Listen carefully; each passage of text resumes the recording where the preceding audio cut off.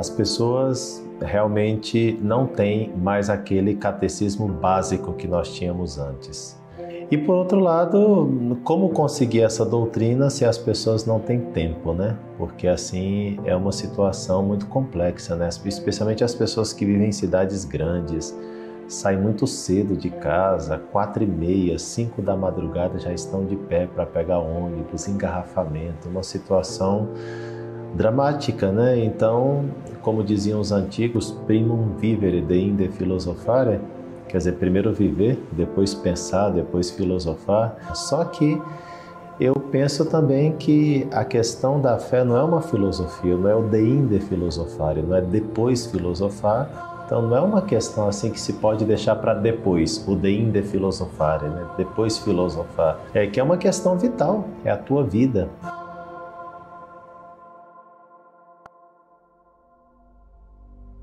O pai de família tem uma grande responsabilidade que é educar os seus filhos, né? Só que ele tem que saber qual a finalidade dessa educação. Por que teve filhos? Para onde está levando os seus filhos? Então, evidentemente, um pai de família que não se preocupa minimamente para formar os seus filhos para o céu, para levar os seus filhos para Deus, ele não está cumprindo a sua missão. não ter doutrina para passar para os seus filhos é uma pena muito grande. Parece que aquilo que aconteceu na educação brasileira, isso também a gente trouxe para a igreja. E na catequese acontece a mesma coisa. Ele é muito falho.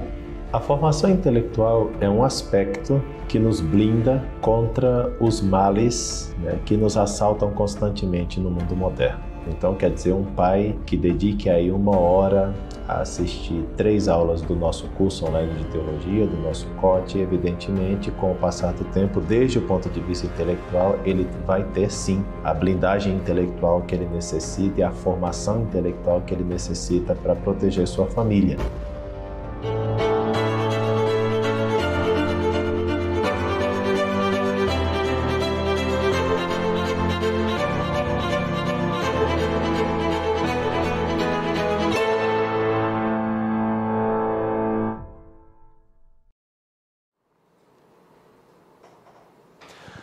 Boa noite, pessoal. Bem-vindos todos à nossa segunda aula do nosso seminário online de teologia. O tema dessa aula será os documentos, uma pesquisa sobre os documentos da Igreja contra o comunismo. E se você está aqui pela primeira vez, meu nome é François Costa, sou sacerdote, padre desde 2004. Fiz estudos de filosofia e de teologia, licenciatura, depois doutorado, mestrado, etc. E fui doutorado pela Universidade de Navarra, na Espanha, em 2011 e tenho trabalhado tanto na área acadêmica quanto na área pastoral desde que sou padre. Portanto, desde 2004, esse ano fará 18 anos, se Deus quiser. E já dei aula em vários ambientes acadêmicos, como a PUC de Goiânia, a Faculdade Católica de Anápolis, a FATEL de Brasília, enfim, vários ambientes. Atualmente dou aula também no Redemptoris Mater, Centro de Estudos daqui de Brasília, cuidado pela Pontifícia Universidade Lateranense, por onde somos nomeados como professores também. Pastoralmente passei por várias paróquias, de fato a minha vida acadêmica não pode estar desconectada da vida pastoral, não a concebo fora da vida pastoral, porque penso que dessa maneira a teologia ela não fica voada, ela fica pé no chão. Isso é muito importante para um sacerdote, que realmente a teologia seja uma dimensão do seu ministério profético. E é isso que nós estamos fazendo aqui hoje, né? Mais um seminário online de teologia. Faz mais ou menos 2 anos fundei o curso online de teologia, o COT, que por sinal as inscrições estão abertas para que você seja meu aluno nessa aventura intelectual muito boa que nós começamos há praticamente 2 anos atrás. Já são praticamente aí 15, 16 módulos produzidos. Cada módulo tem 20 aulas e abrange o terreno da teologia de uma maneira amplíssima. Nós já temos mais de 300 aulas na nossa plataforma. Quando o curso terminar, será uma verdadeira suma de teologia digital com 1000 aulas, além de vários seminários, e cada seminário com 3 aulas por seminário, como está acontecendo cuja segunda aula vamos apresentar hoje, né? Então, antes da nossa aula, do nosso conteúdo acadêmico e do nosso estudo, primeiro quero pedir novamente a cada um de vocês para que tire um print do seu celular ou tire uma foto dessa nossa aula e poste nos stories do seu Instagram, marcando @PadreFCosta, que nós costumamos repostar também vocês. Vamos repostar muitos dos stories que nos marcarem aí. Além disso, quero falar que essa é a segunda aula numa sequência de 3 aulas. Ontem nós falamos da história do comunismo, a aula está disponível para quem não pôde assistir ontem. Aconselho muito que assistam essa aula. Essas aulas nossas ficam disponíveis por aproximadamente 7 dias, então aproveite para assistir a aula de ontem onde durante mais de uma hora eu respondia a uma única pergunta, ou seja, se o comunismo está presente na igreja, mas para dar essa resposta eu precisava explicar o que é comunismo para a gente identificar os focos dessa doutrina nefasta chamada comunismo. E quem está chegando agora pela primeira vez, talvez não entende porque eu estou falando que é nefasto. Então, por isso eu aconselho a assistir a primeira aula. É uma provocação para que você assista a aula de ontem. Então, eu também queria pedir para vocês para ficar conosco até o final desta aula e amanhã também nós vamos concluir o nosso seminário. Bom, então vamos ao nosso conteúdo. 1789 aconteceu a Revolução Francesa. La Révolution Française, com o seu tríplice desejo de igualdade, liberdade e fraternidade, com dois partidos, um mais moderados, os girondinos, e uns mais extremistas, os jacobinos. No entanto, ambos queriam o mesmo objetivo, a revolução. Anos depois, muitos anos depois, então nós assistimos a presença de autores que continuarão nessa linha do iluminismo, da ilustração, da Aufklärung, como diriam os alemães, porque tem muito a ver com a Alemanha, todo esse sistema de pensamento. E um dos filósofos mais importantes que vão assim influenciar muito toda a linha de pensamento para rumo ao comunismo, sem dúvida alguma, é Hegel. Hegel cria um sistema de evolução constante, a chamada dialética, né? Um método dialético. Não tem nada a ver com Pedro Abelardo, nem com Pedro Lombardo, nem com Santo Tomás de Aquino na dialética medieval. É outra coisa, tá bom?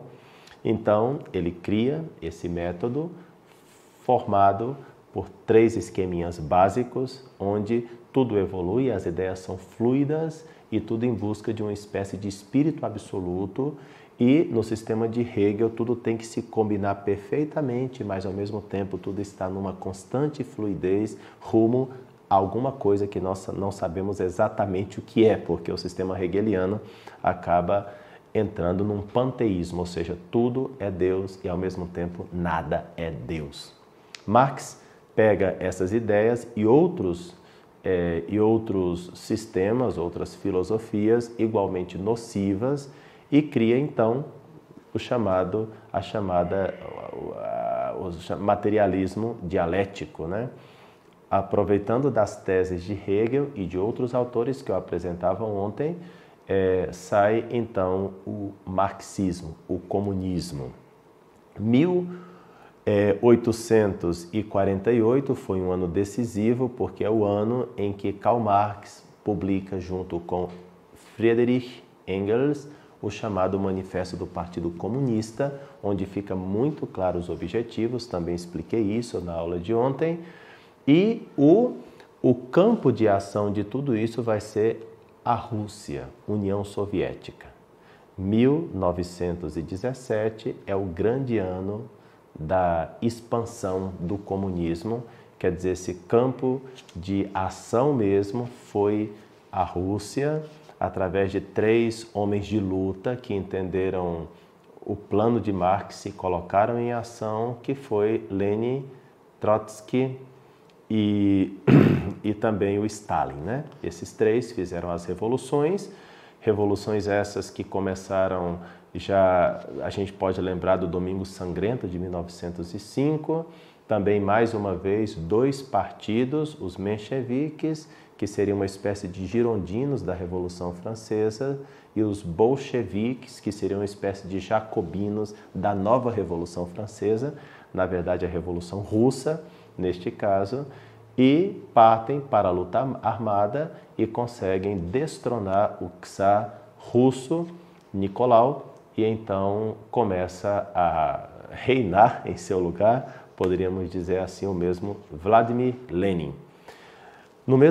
Nesses mesmos instantes, em Portugal, em Fátima, Nossa Senhora aparece a 3 crianças, Lúcia, Francisco e Jacinta, também em 1917, exatamente no ano em que está acontecendo a Revolução Comunista Russa. E Nossa Senhora fala claramente para aquelas crianças, entre outras coisas, diz que é preciso consagrar a Rússia ao Imaculado Coração, porque do contrário, a Rússia espalharia os seus erros pelo mundo. Os erros quais? Exatamente os que estão acontecendo. A Igreja está sendo sufocada, Deus está sendo banido da sociedade russa, os reis estão sendo destronados, enfim, é isso que está acontecendo. O mal do comunismo, que está na Rússia, Nossa Senhora disse, se não consagrarem a Rússia ao meu Imaculado Coração, a Rússia vai continuar a espalhar os seus erros pelo mundo. De fato, não fazem essa consagração, como Nossa Senhora pediu, e vai realmente se espalhando. Nós temos então a presença do comunismo de maneira muito forte, muito intensa no México, na famosa Revolução Cristeira, que dá como um dos santos da Revolução Mexicana foi São José Santos del Rio, aquele jovem rapazinho de 14 anos que morre mártir na mão dos revolucionários. Depois, uma presença muito forte da Revolução Comunista foi na Espanha, nos anos 1936 a 1939, no qual, em apenas 3 anos, os comunistas matam 7.000 padres, em apenas 3 anos. A Revolução Comunista na Espanha começa em 1936 e o Papa Pio XI escreve em 1937 a famosa encíclica Divini Redemptoris contra o comunismo ateu bolchevique. Mas esse Papa não consagra a Rússia ao Imaculado Coração de Maria. Ele entende o perigo, ele explica a coisa de maneira muito perfeita. Ontem, na aula de ontem, eu também expus muito o pensamento do Papa Pio XI. No entanto, ele tampouco consagra a Rússia ao Imaculado Coração de Nossa Senhora. Enfim, as coisas são como são, né? Depois, nós vamos ter a onda comunista invadindo tudo, também aqui na América.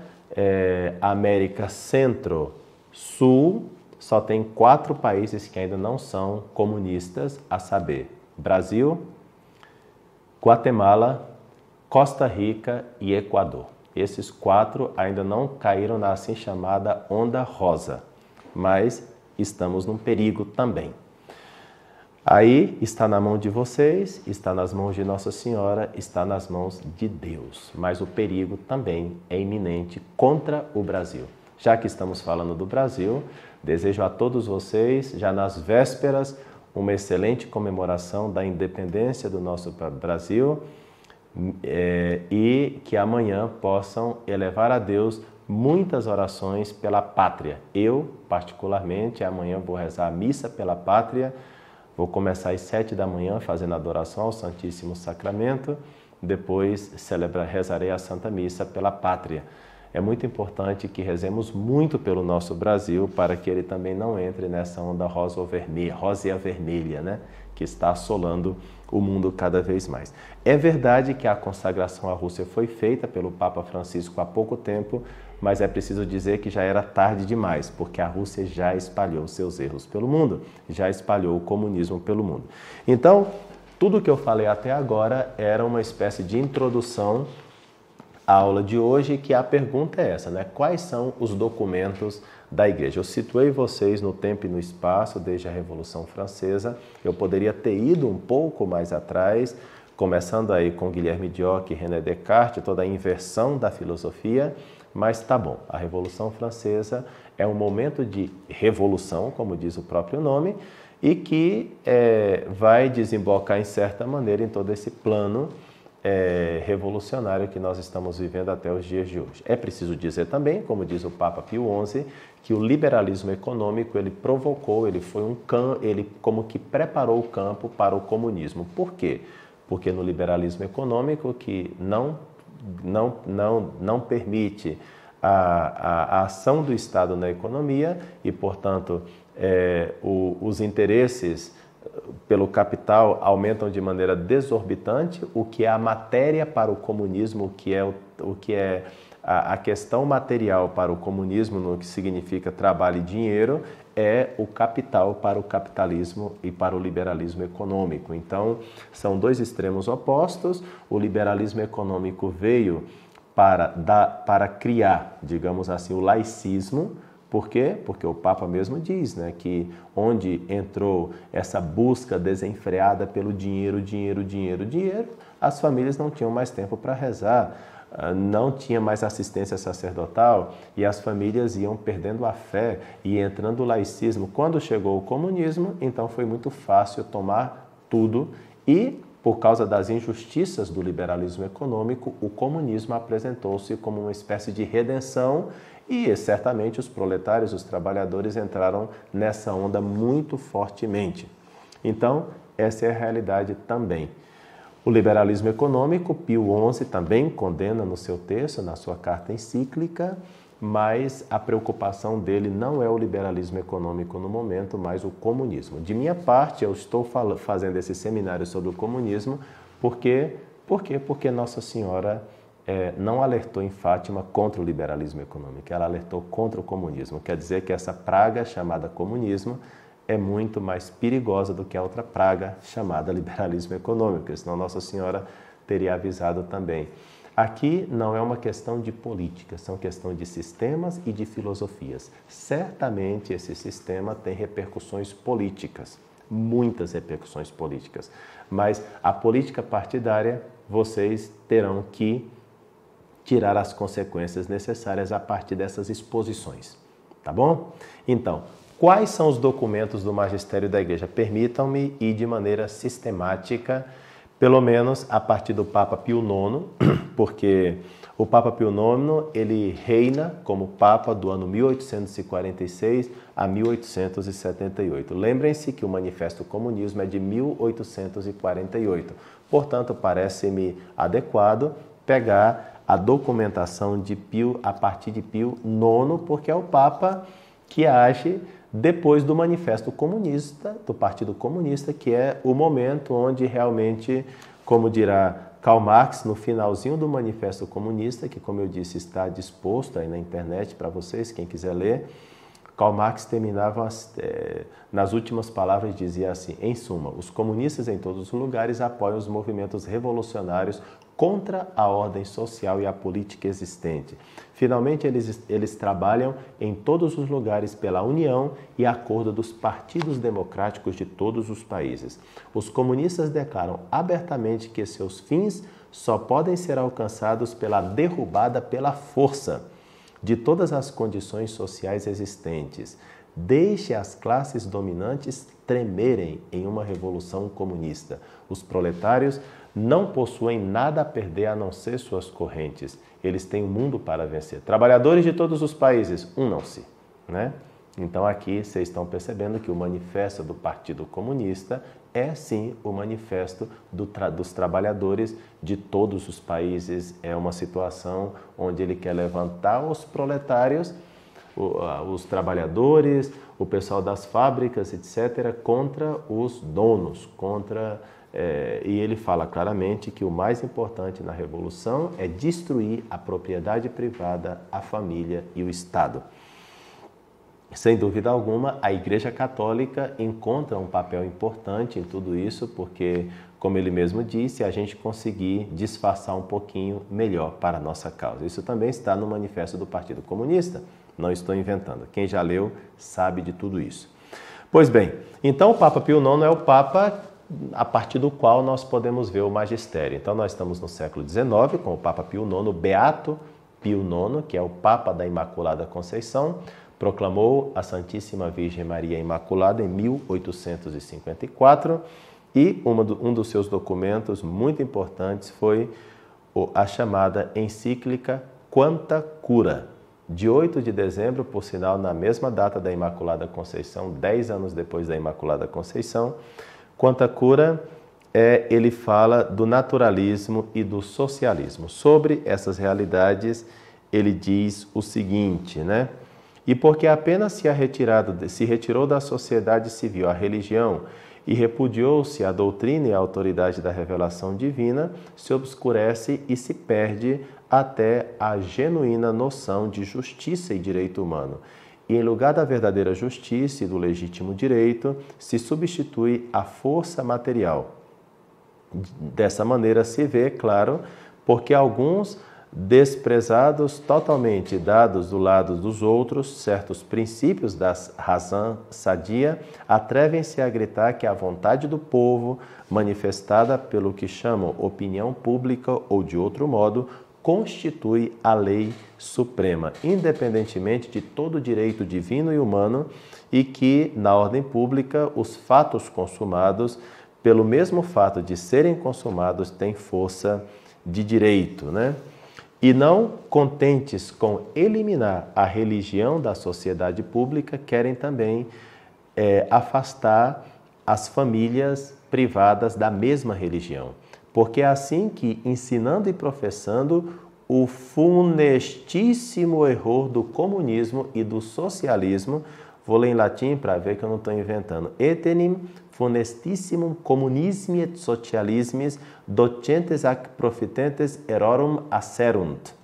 Comunismo e socialismo são funestíssimos erros, como diz o Papa, né? São funestissimum errorem.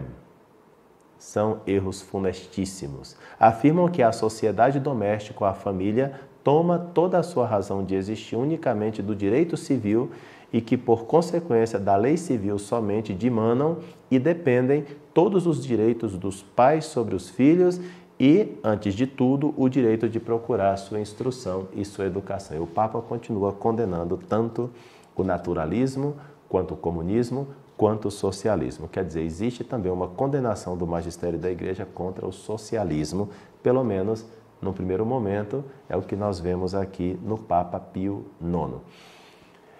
É verdade que a doutrina social da Igreja, ela mesma, não é algo assim demasiada fixada. A doutrina social da Igreja, ela precisa ser vista de acordo com a evolução dos tempos. Isso tem que ser assim, por quê?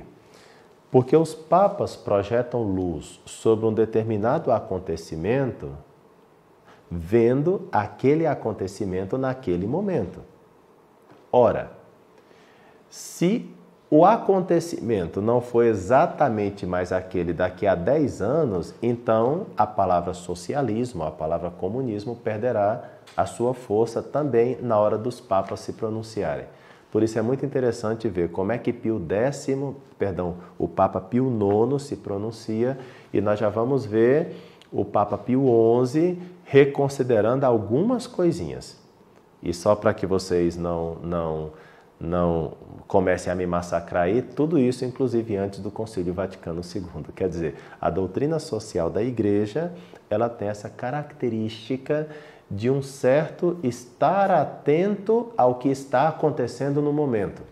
Eu já fui convidado para dar aula de doutrina social da Igreja e disse que não.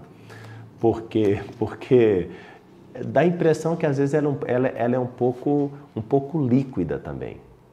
A doutrina social da Igreja, logicamente, não emite dogmas, né? Por quê? Porque a realidade, os governos, o que está acontecendo no mundo muda de acordo com a mutabilidade, necessariamente mutabilidade de uma sociedade. Então, o magistério da Igreja projeta a sua luz sobre realidades que ele está vendo agora, né? Então, se por acaso mudar algo do conteúdo do socialismo ao longo da história, a Igreja vai ter que pronunciar-se de novo sobre o assunto. Entendeu? Então, o que tem acontecido nos últimos anos é que a Igreja não está querendo se pronunciar muito mais sobre esses assuntos. Os papas anteriores quiseram se pronunciar. É interessante acompanhar o progresso do pensamento dos papas ao longo da história sobre essa realidade do socialismo e do comunismo. Então vamos dar mais um passo e ir para o Papa Leão XIII, que é Papa do ano 1878 a 1903, um pontificado longuíssimo do Papa Leão XIII, né? Esse Papa é maravilhoso, publicou muita coisa assim, que realmente continua sendo uma orientação, por exemplo, para a doutrina social da Igreja. A famosa encíclica Rerum Novarum marcou praticamente o começo da doutrina social da Igreja. Então o Papa diz assim, no seu documento Immortale Dei de 1855, diz assim o Papa: deve-se entender absolutamente que a origem do poder público tem que buscar-se em Deus mesmo e não no povo. O Papa está citando aqui, sem citar Romanos capítulo 13. Se quiserem depois, podem pegar a Escritura e conferir o que é que São Paulo diz lá sobre a autoridade. Resumindo, toda autoridade vem de Deus. A Igreja Católica pegou isso muito forte, tá? Toda autoridade vem de Deus. A autoridade não vem do povo. Vox populi non est vox Dei. A voz do povo não é voz de Deus. Porque o povo pode ser que ele não esteja escutando a voz de Deus. O poder para a Igreja Católica, para a Sagrada Escritura, não vem do povo. Vem de Deus. Ou, no máximo, vem de Deus através do povo. Nesse sentido, se poderia estabelecer uma democracia. Vem de Deus através do povo. Vem de Deus através do rei. Vem de Deus através... Entenderam?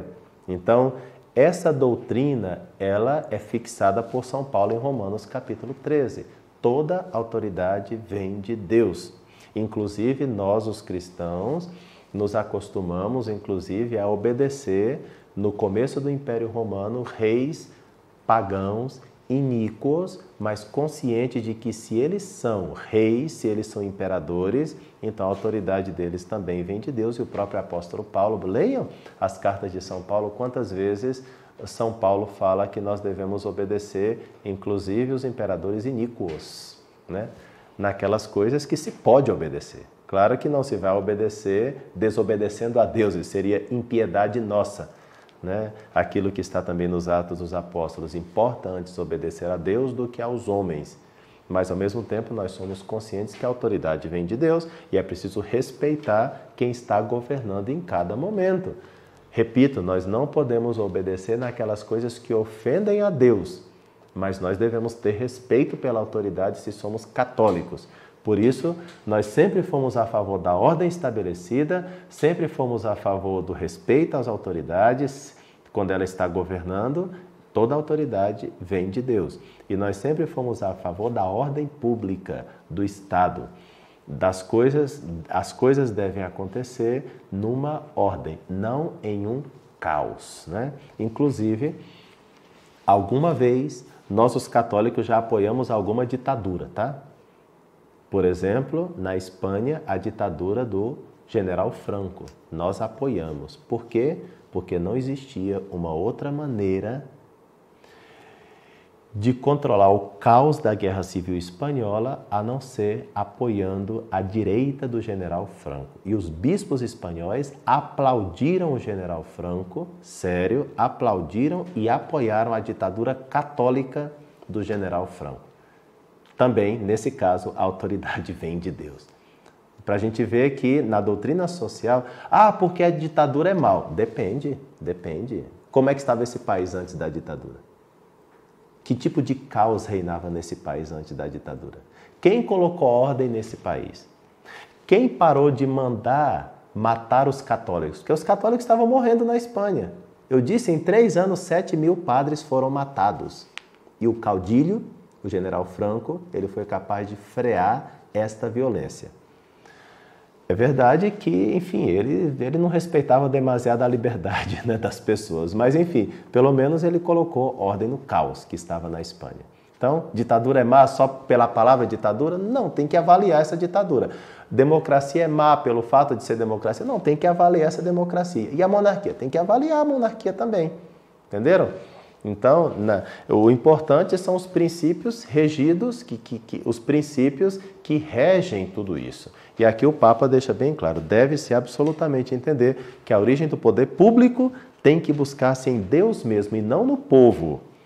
Que a licitude das sedições repugna a razão, que não ter em nada os deveres da religião ou guardar a mesma atitude ante as várias formas de religião não é lícito aos particulares, nem é lícito aos estados.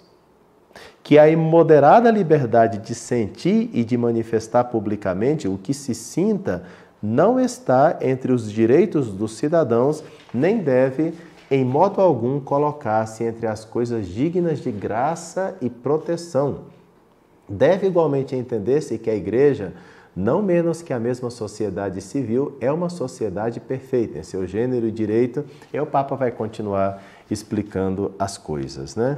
Então, só para ver que aqui nós estamos colocando princípios firmes que expressam como nós devemos conceber a mesma sociedade. Esse mesmo Papa, na encíclica Rerum Novarum, que é a encíclica que inaugura, digamos assim, a doutrina social da Igreja Católica, no ano 1891, ele fala contra o comunismo.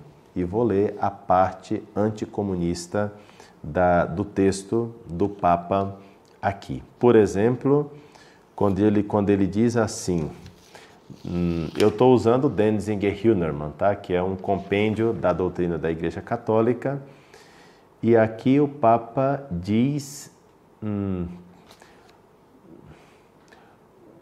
dois como caracteres tem, o trabalho humano tem duas características marcadas pela natureza mesmo, a saber, que é pessoal porque a sua força operante é inerente à pessoa e totalmente própria daquele que a exerce, e cuja utilidade está destinada, e logo que é necessário por razão de que o homem necessita do fruto do seu trabalho para a preservação de sua vida, e conservar a vida é mandato da natureza humana. Então o Papa vai explicar bastante sobre o trabalho e vai colocando pouco a pouco a questão da propriedade, o direito à propriedade privada.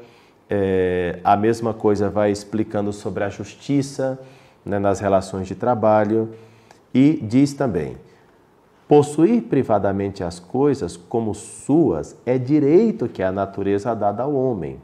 Isso é estritamente contra a tese marxista que a coisa mais importante na revolução é acabar com a propriedade privada.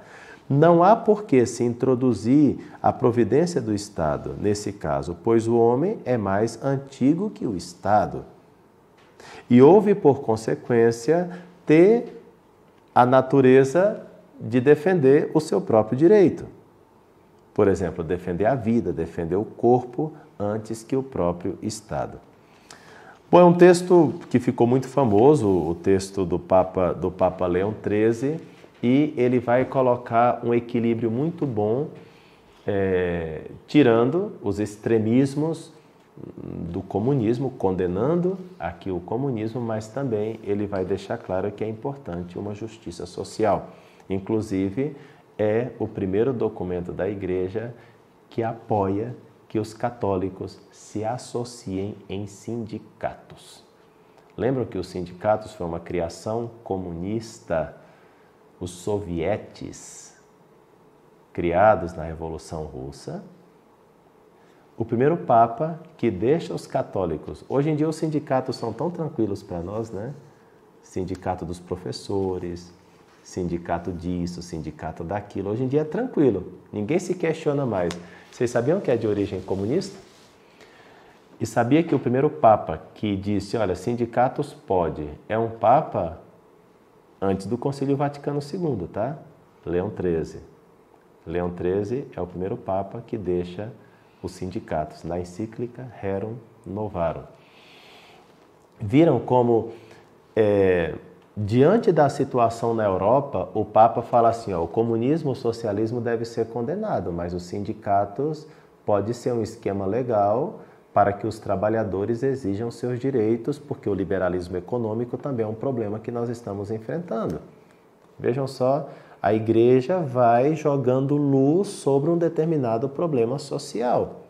Comunismo condenado, socialismo condenado, liberalismo econômico condenado. Mas o sindicato, sim, pode ser uma coisa interessante para que os trabalhadores possam garantir seus direitos. Então, olha só, isso é o Papa Leão XIII, tá? Ele morre em 1903. Então, vejam que o magistério da igreja não é obtuso, né? Não é uma coisa assim, pronto, se vem daí, então, fora, né? O magistério da igreja se comporta como santos, né? Santo Tomás de Aquino, por exemplo, ele tinha uma admiração muito grande por aqueles judeus islâmicos que trouxeram a obra de Aristóteles para o Ocidente.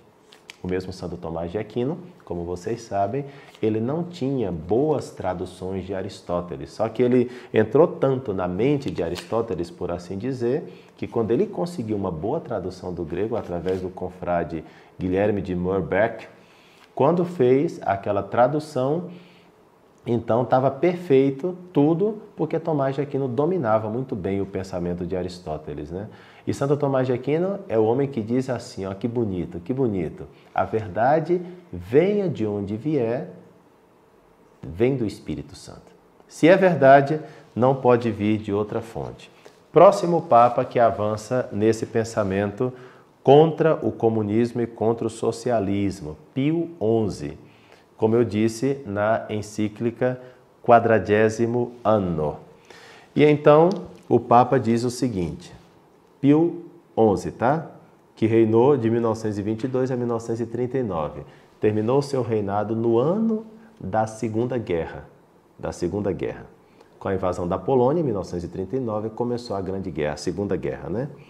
Declaramos o seguinte, diz o Papa Pio XI, o socialismo já se considere como doutrina, já como fato histórico, já como ação, se realmente segue sendo socialismo, ainda depois das concessões à verdade e à justiça que temos dito, é incompatível com os dogmas da Igreja Católica.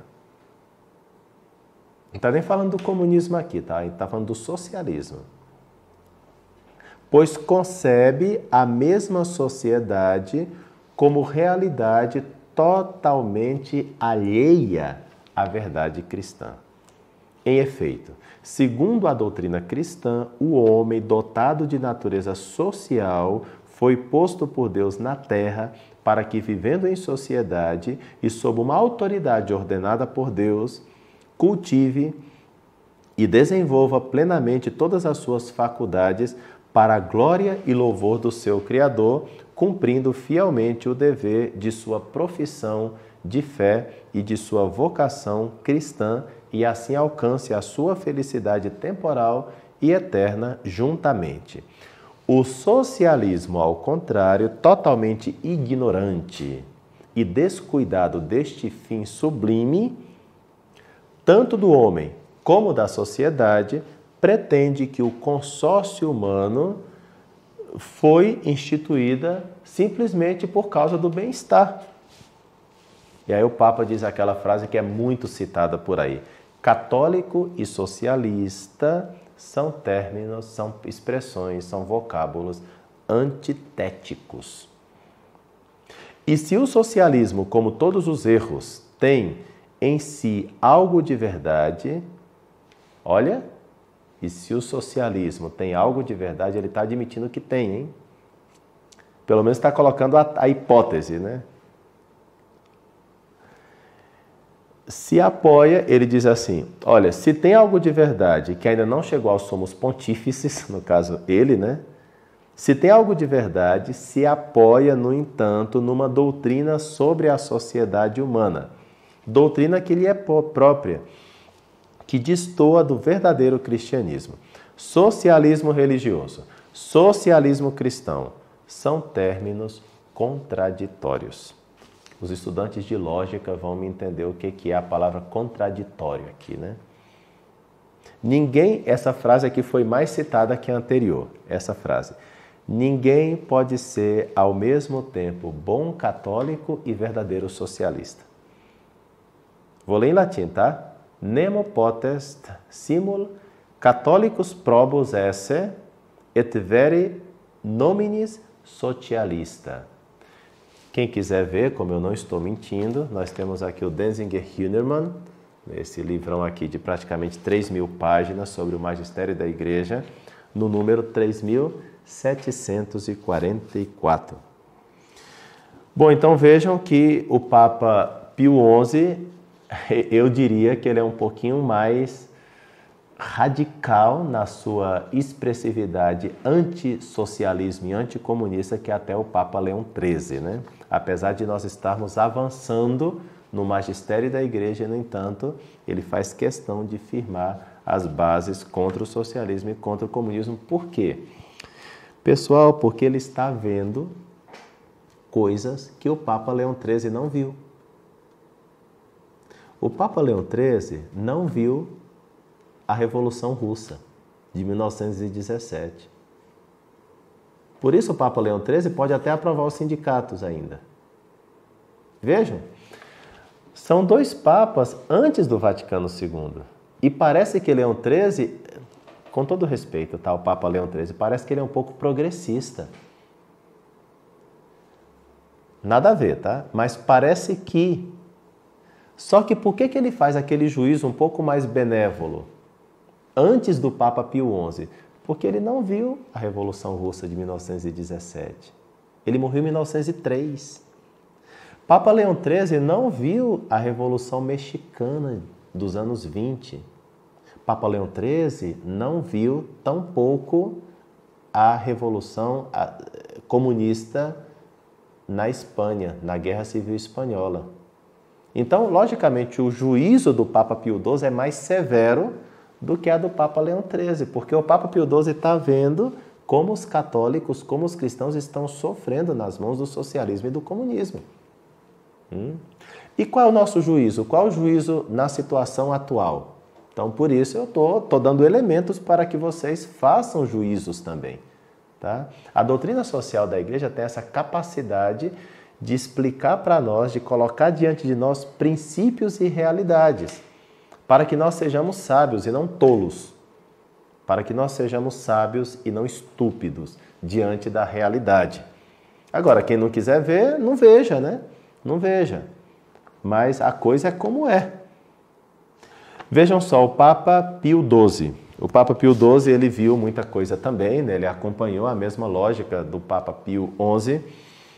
E então, esse é o decreto que todo mundo queria que eu chegasse, né? Decreto contra o comunismo de 1949, que não é diretamente do Papa Pio XII, mas é o decreto do Santo Ofício, ou seja, o Santo Ofício é o atual Congregação para a Doutrina da Fé. Antigamente se chamava Santo Ofício, antigamente mais se chamava Santa Inquisição, né? Enfim. Mas hoje em dia é um nome assim super simpático, né? Congregação para a Doutrina da Fé. Que lindo. Antigamente foi Santo Ofício, antigamente foi a Santa Inquisição. Muito bem, então foram feitas 4 perguntas ao Santo Ofício sobre o comunismo.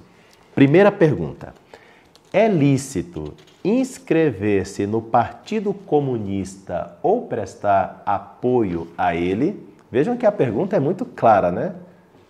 Não tem a pergunta... Resposta: não.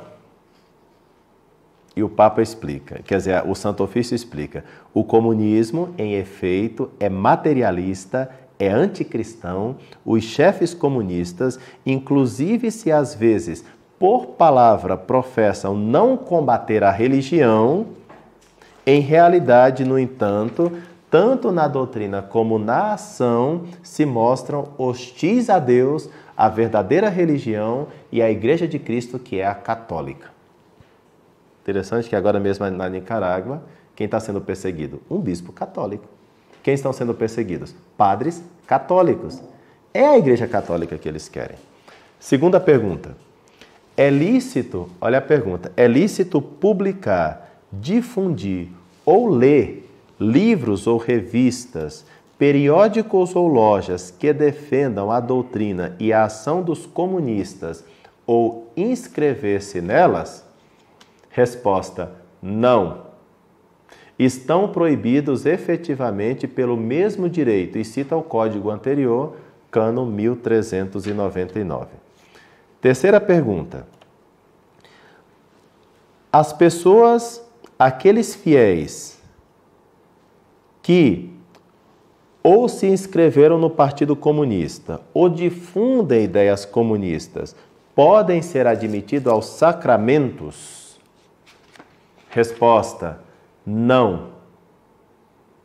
Segundo os princípios de caráter geral referentes ao rechaço dos sacramentos aos que não têm a disposição requerida. Veja que é bastante violento a coisa, né? 4. Quarta e última pergunta. Se os fiéis que professam a doutrina materialista e anticristã dos comunistas, e sobre todos os que a defendem e propagam pelo mesmo fato, como apóstatas da fé católica, incorrem na excomunhão reservada de modo especial à Santa Sé Apostólica, incurrant in excommunicationem speciale, modo sede apostolicam reservatam. Resposta: sim, e nem justifica. Afirmativa e não justifica. Bom, então olhem só que interessante. Se incorrem na comunhão reservada de um modo especial à sé apostólica. Não utiliza aqui a palavra, não se utiliza aqui late sententia, mas utiliza a sua equivalente, ipso facto, né? Que é equivalente a late sententia. Em latim, ipso facto tampam apostate a fide católica incurrunt in excommunicatione speciale modo sede apostolici reservata.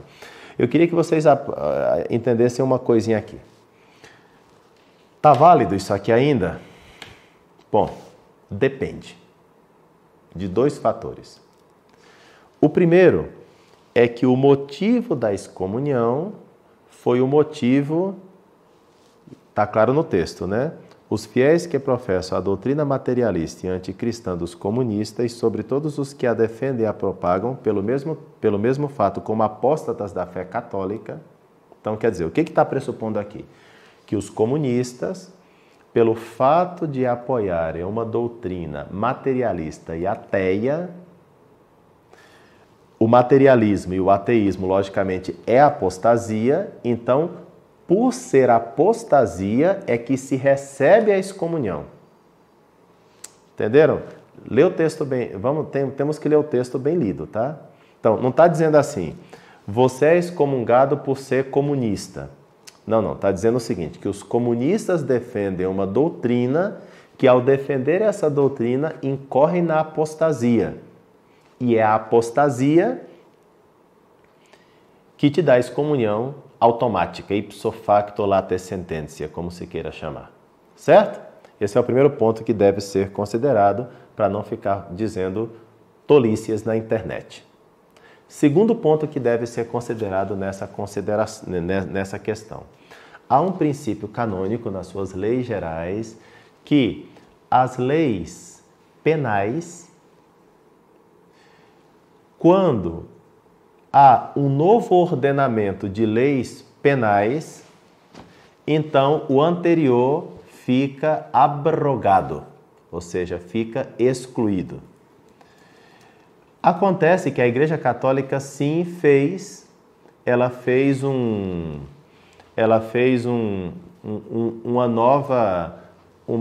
novo código de direito canônico no qual existe sim um capítulo penal, que é de 1983. Esse decreto é de 1949. E no Código de Direito Canônico de 1983, o comunismo não aparece como excomunhão ipso facto, automática. Continua a aparecer, sim, a apostasia. Vejam só, que o novo código, o Código de 1983, pegou o espírito desse decreto do Santo Ofício, do tempo de Pio XII, e o materializou no novo Código de 83. Ou seja, assim como nos tempos de Pio XII, o comunista era excomungado pelo fato de ser... Vocês têm que prestar atenção nisso aqui, tá? Porque senão não vão entender e vão continuar dizendo bobagens na internet. Desculpem, tá? Mas aqui é importante. Lê o texto direito do decreto do Santo Ofício. É preciso leitura compreendendo, tá? O que está dizendo aqui? O comunista, ele é excomungado automaticamente pelo fato dele ser um apóstata da fé.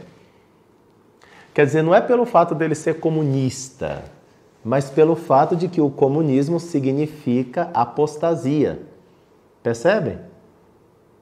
O que o novo código fala? Fala assim, o apóstata é excomungado ipso facto. Correto? Então, em certo sentido, o decreto continua sendo válido não porque o decreto em si é válido. Por quê? Porque a nova lei cancela a antiga no mesmo gênero de leis. É mais, a Santa Sé, inclusive, já tem até reformado a parte penal do seu atual Código de 83. Então, tem mais uma nova atualização, na qual também já não se fala do comunismo. Mas continua a falar da apostasia. A apostasia tem excomunhão late sententia, ipso facto, automática.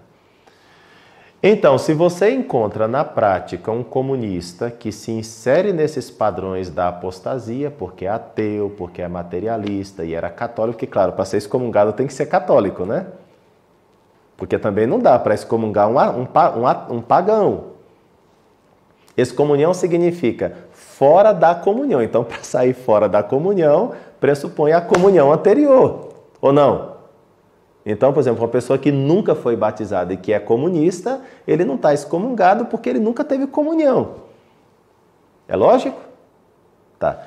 É importante pensar as coisas, sabe? Não simplesmente repetir as coisas como se fôssemos papagaios, né? Então, um batizado que de repente começou a professar a doutrina comunista e por causa da doutrina comunista caiu no ateísmo, no materialismo, ele está excomungado. Mas ele está excomungado não pelo fato de ser comunista, mas pelo fato de ser apóstata. Essa é a excomunhão dele. Por quê? Porque o novo ordenamento canônico, na sua parte penal, já não contempla o comunismo diretamente, mas contempla o que está por detrás do comunismo. Me explico? Explico-me? Nem perguntei se você me entende, eu perguntei se eu me explico, tá? Se não, como esse vídeo vai ficar aí mais tempo, poderia até se fazer um recorte só sobre essa parte no futuro, né? Porque eu acho que a gente foi sistematicamente, tá bom? Vou acrescentar mais um fato para vocês verem como é difícil conseguir ser excomungado hoje em dia. É muito difícil conseguir ser excomungado, pessoal. Por quê? O novo Código de Direito Canônico, ele coloca tantos atenuantes, que assim, para conseguir ser excomungado, quase que é preciso ser doutor em Direito Canônico. Isso quem me disse foi um bom bispo outro dia, né? Por exemplo, a mulher que aborta, ela fica excomungada, mas ela só fica excomungada se ela souber que existe a excomunhão pelo aborto. Pessoal, os católicos não sabem nem fazer o sinal da cruz direito.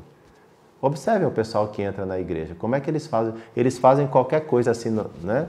De qualquer jeito, sabe nem fazer o sinal da cruz. Como é que vai usar a palavra excomunhão? Como é que vai saber que está excomungado? Eu, em 18 anos de padre, atendendo confissão praticamente todos os dias, posso dizer para vocês que eu acho que eu nunca encontrei uma mulher que abortou e que esteja excomungada. Porque a ignorância é tão grande, mas tão grande, que a pessoa não sabe nem o que é excomunhão, nem o que não sabe nada. Dificilmente você encontra uma mulher que abortou e que esteja excomungada, apesar de que o aborto, ela sabe que é um pecado grave, isso ela sabe. As mulheres normalmente sabem, quando abortam, sabem que cometeram uma coisa horrível, que aquilo não se pode fazer, e por isso vêm se confessar. Profundamente doloridas, marcadas psicologicamente, uma coisa horrorosa, né? Na psicologia dessas mulheres arrependidas. Mas elas não sabem da excomunhão, e como elas não sabem da excomunhão, elas não estão excomungadas. Vejam só que curioso, né? Quer dizer, o novo código é tão difícil conseguir ser excomungado, meu Deus do céu. Vocês sabem que o padre que conta o segredo de confissão, ele fica excomungado automaticamente, não é? Fica automaticamente excomungado. Mas vamos supor que o pobre padre, naquele domingo, bebeu uma cerveja E ele variou um pouquinho o seu intelecto ali, né? E acabou dizendo uma coisa, só que ele percebeu na hora que ele falou, ele brecou. E mudou de assunto, e falou das abelhas no telhado, né? Da primavera e da lua ensolarada, só para entrar num conceito contraditório aqui, né? Então ele não ficou excomungado. Viu como é difícil ficar excomungado no atual ordenamento jurídico? Né? Então, cuidado quando vocês ficarem excomungando pessoas aí. Não é tão fácil ficar excomungado, entendeu? Então, o ordenamento jurídico é o que é. Você pode dizer, é pecado grave? É pecado grave. Mas tem excomunhão? É que, ó, pecado é delito. Excomunhão é pena. Não é a mesma coisa o delito e a pena. Não é a mesma coisa o pecado e a pena pelo pecado. Tá bom? A pessoa pode cometer um pecado gravíssimo, mas que não tem a pena da excomunhão. São duas coisas diferentes. Tá? Então, vocês viram como é complexo analisar isso aqui? Porque tem uma série de coisas que estão envolvidas. E por isso, infelizmente, o pessoal fala muito sobre esse decreto, mas parece que não entra realmente na letra do decreto, né? Eu nem falei no espírito, tá? Falei na letra agora mesmo. Para vocês verem que essas condenações contra o comunismo não são somente anteriores ao Concílio Vaticano II, tá? O Papa João XXIII, que é um Papa plenamente do Concílio Vaticano II, São João XXIII, que reinou na Igreja Católica do ano 1958 a 1963, também tem uma rejeição ao comunismo. Por exemplo, se fez a pergunta ao Santo Ofício no tempo de João XXIII, olha a pergunta. É lícito aos cidadãos católicos, na eleição dos representantes do povo, dar o voto naqueles partidos ou candidatos que, ainda que não professem princípios contrários à doutrina católica e se atribuem, incluso o nome de cristão, de fato se associam aos comunistas e os favorecem no seu modo de atuar? Olha só como a pergunta já mudou de tom desde Pio IX. Olha a pergunta que foi feita aqui, prestem atenção nisso. Vocês verem que a doutrina social da Igreja tem essa característica, né? É lícito aos cidadãos católicos, nas eleições, dar o voto naqueles partidos ou candidatos que, ainda que não professem princípios contrários à doutrina católica, eles se associaram aos comunistas e os favorecem em seu modo de atuar. Quer dizer que aqui há uma consciência de que tem católicos que acreditam em Deus, que não são apóstatas e que se associaram aos comunistas. Vocês perceberam? As perguntas à Santa Sé não são feitas assim. Deixa eu encontrar uma pergunta, deixa eu ver o que eu posso perguntar para a Santa Sé. Não. É que isso está acontecendo, tá? Isso está acontecendo. Católicos que continuam a acreditar em Deus, que não professam o materialismo ateu, estão se associando aos comunistas. A pergunta tem como base uma realidade. E o Papa responde, não é lícito votar em comunistas, não é lícito votar em partidos comunistas, segundo a norma do direito e segundo o decreto de Pio XII de 1949. Né? Um Papa mais moderno ainda, São Paulo VI, na Carta Apostolicam Adveniens de 1971, diz assim: hoje em dia os cristãos se sentem atraídos pelas correntes socialistas e suas diversas evoluções. Pessoal, isso é típico do marxismo, evoluções. Por isso é tão difícil discutir com o marxista, porque eles não acreditam na verdade.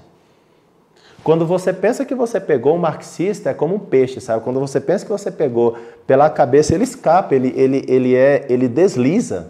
Quando você pega no meio, ele foge.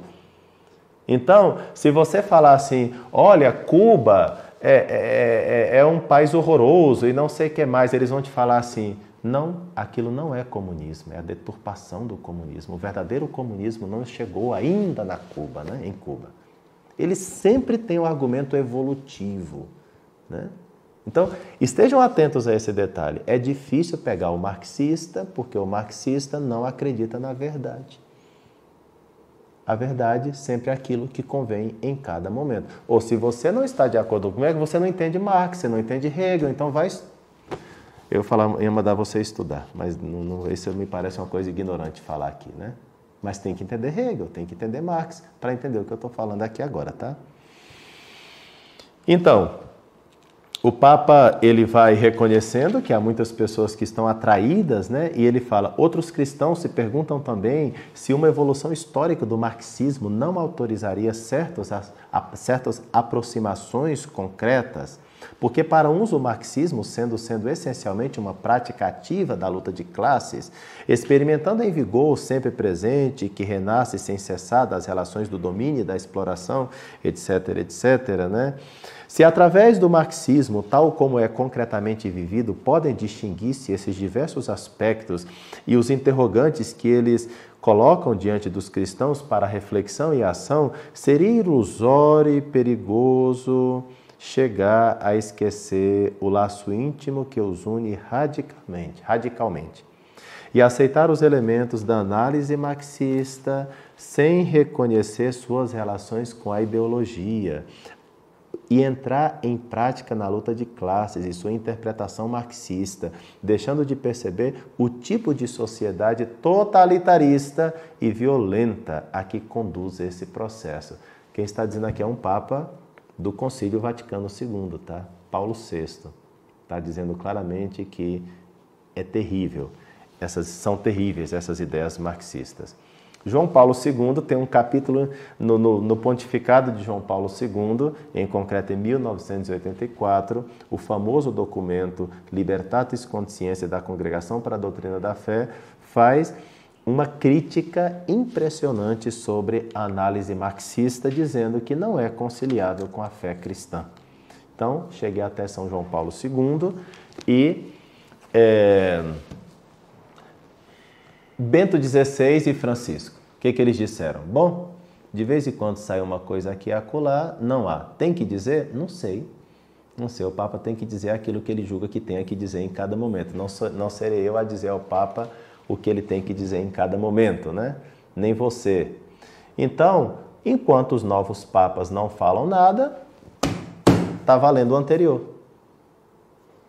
Tá bom? Desde o ponto de vista da interpretação da doutrina, é um princípio clássico, né? O princípio clássico é o seguinte, se não se fala nada mais, está valendo o anterior. E se por acaso um papa falasse algo que contradizesse, mas é contradição, o magistério anterior, se deve interpretar esse documento desse novo Papa à luz de todo o magistério anterior. Porque o Papa não é Papa para ficar falando as doutrinas dele, é Papa para falar a doutrina de Cristo, né?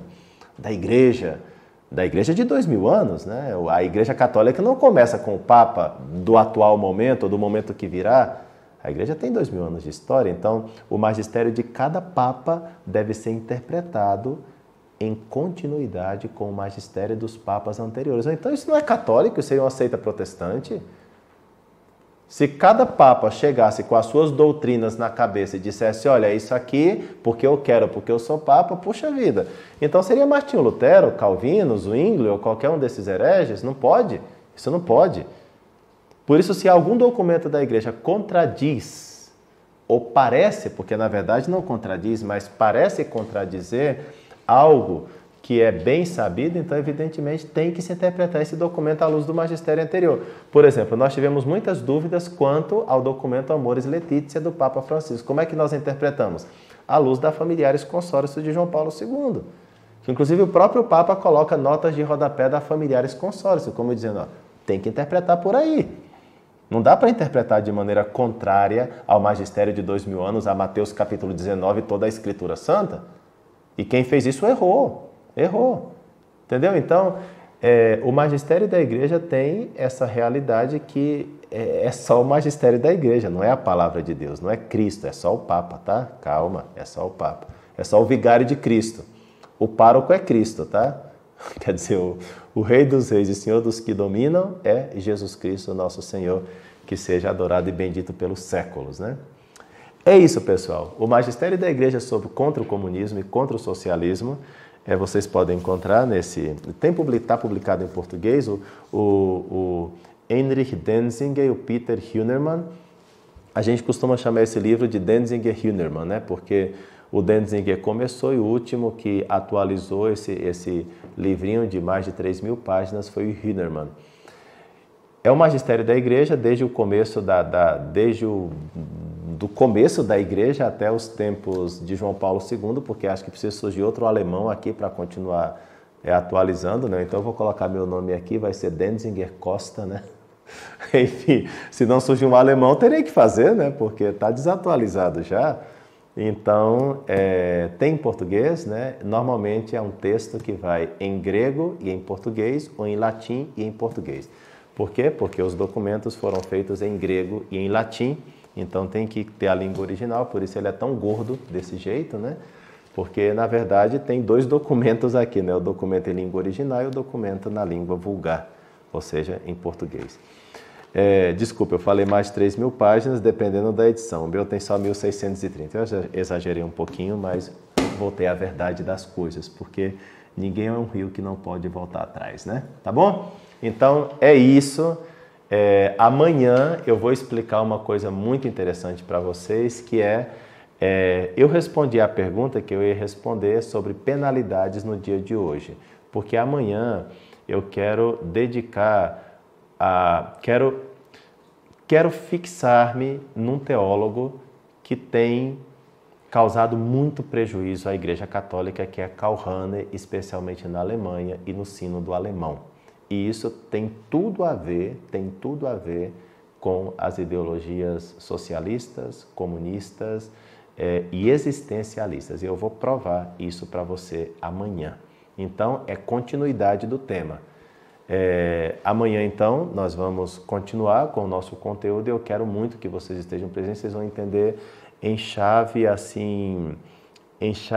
inteligente muitos assuntos que estão acontecendo agora mesmo no contexto da igreja. Por isso, Karl Rahner é uma dessas personalidades interessantíssimas para entender o processo, a evolução, o devir, né? Que é exatamente a ideia comunista, socialista, dialética, e amanhã eu explico melhor para vocês. O link da aula 3 já está na descrição deste vídeo. Você pode assinar o lembrete para o encerramento do seminário, o último dia que vai acontecer amanhã às 20h32, né? Teremos uma postagem agora, depois desta aula.